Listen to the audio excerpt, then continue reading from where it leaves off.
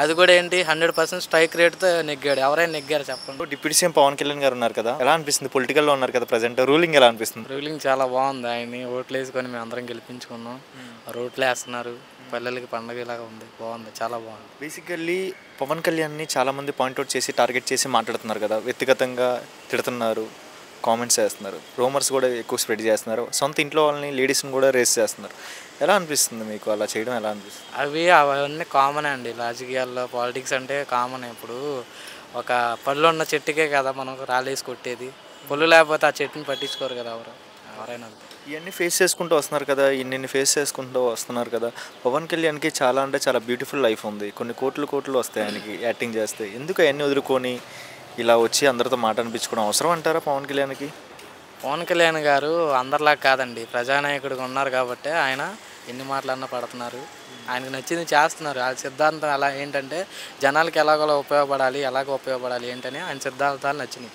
అందుకే ఆయన ఫ్యాన్ ఉన్నాను. రీసెంట్గా పవన్ కళ్యాణ్ని ఆపోజిట్ పార్టీ మెయిన్ లీడర్ ఒక మాట అన్నారు, కార్పొరేటర్కే ఎక్కువ ఆయన Pawan Kalyan, and at the same time ఎమ్మెల్యేకి తక్కువ, ఎల్లకెళ్ళడానికి జీవితానికి ఒకసారి అయ్యాడు, అది కూడా ఎమ్మెల్యే అన్నట్టుగా ఆయన కామెంట్ చేశారు. సో ఇది నిజమే అంటారు? ఈ పాయింట్కి అంత టేక్ ఇట్ ఈజీ ఉందా పొలిటికల్? ఇప్పుడు పవన్ కళ్యాణ్ గేమ్ చేంజర్ అండి. పవన్ కళ్యాణ్ ఒక్క రోజులో పాలిటిక్స్ అంతా మార్చేశాడు.